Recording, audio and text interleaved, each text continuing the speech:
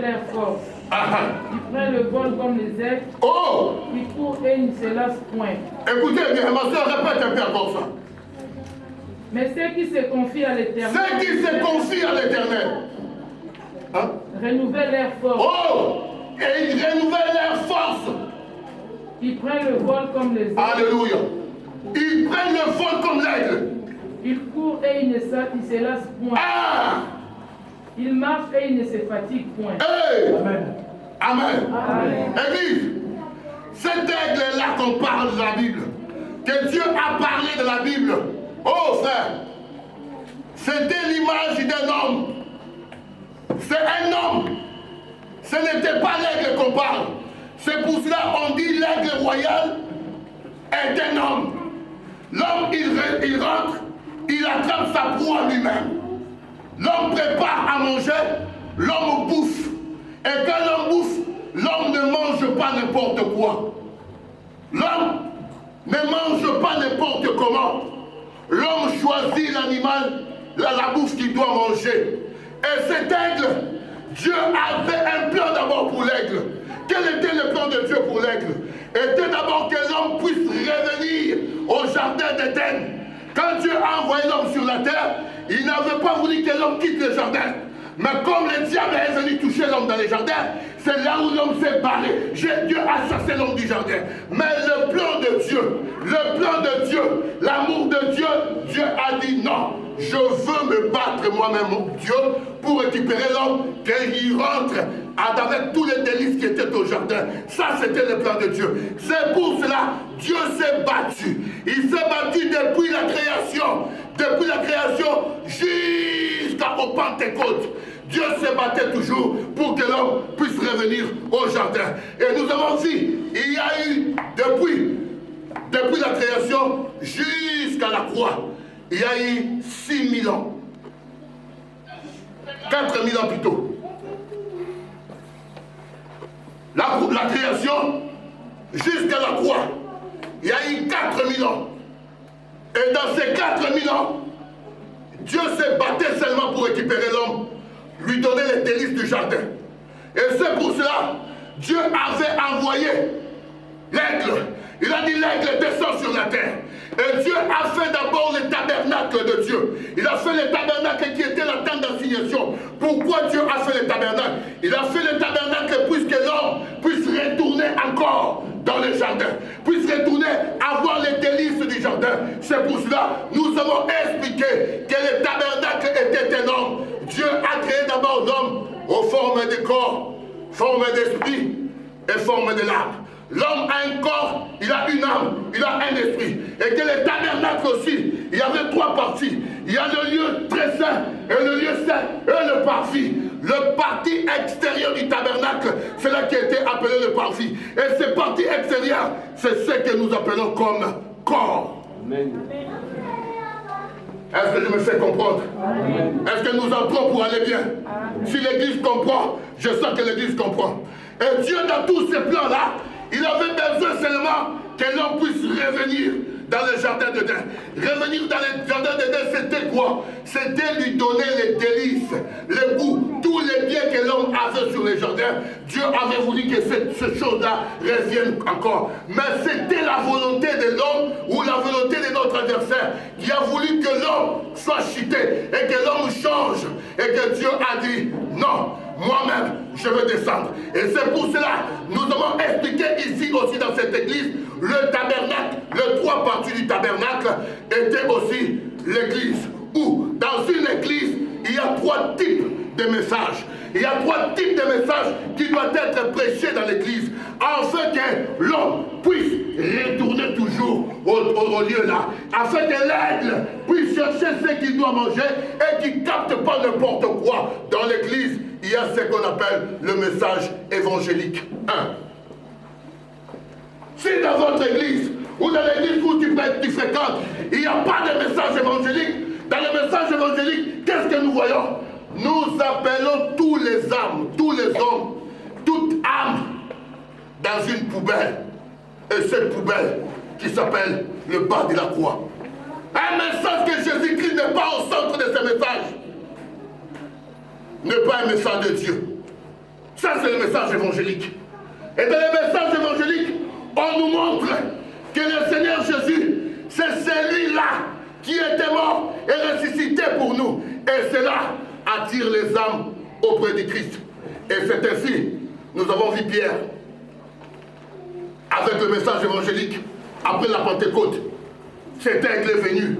Il a dit devant le monde, c'est Jésus de Nazareth que vous avez crucifié. Il a prêché à ces gens-là. Et la Bible dit à ce jour-là, 3000 âmes se sont converties. Et ces peuples ont demandé, mais que serons-nous maintenant? Pierre a répondu, la première chose dans le message évangélique, c'est la repentance.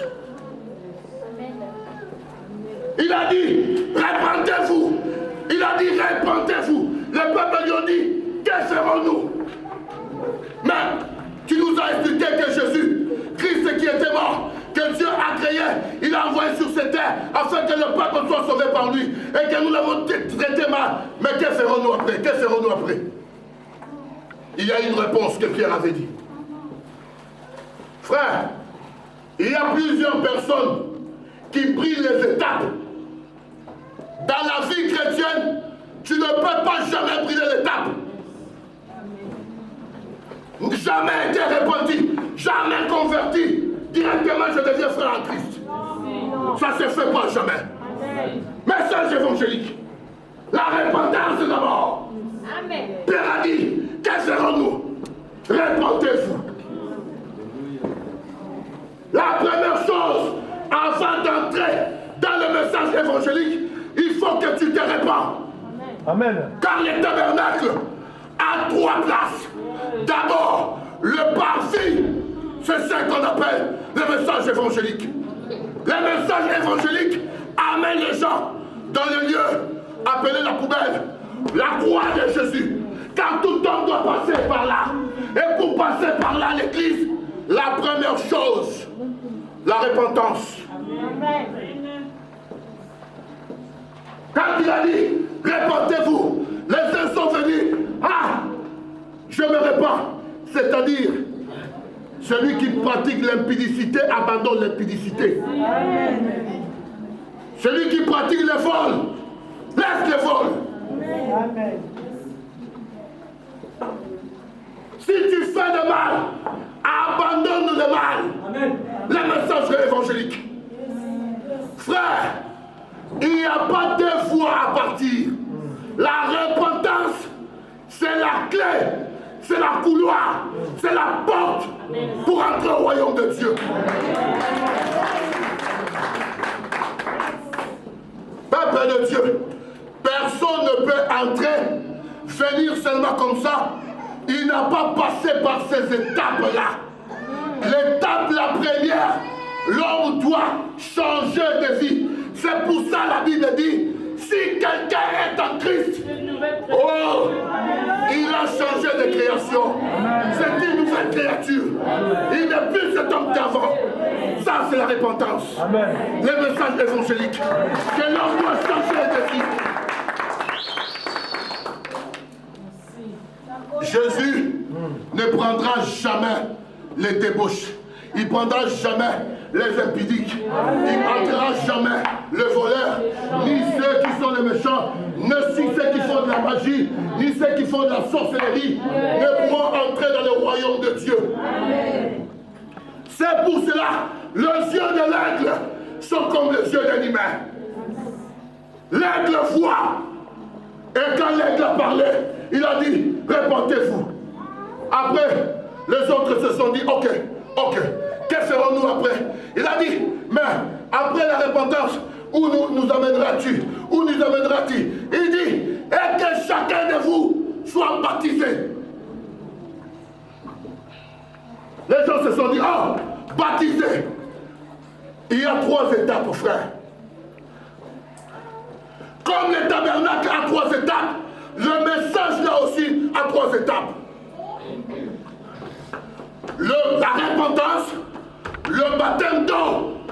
Après, c'est le baptême du Saint-Esprit.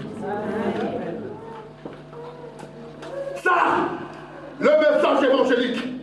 Car un aigle qui a établi dans une église, qu'on ne prêche pas la repentance, qu'on n'a pas été baptisé par l'eau, qui n'a pas été baptisé par le Saint-Esprit, n'est pas une église. Ça, ce n'est pas une église. Une église doit avoir ces trois choses au commencement.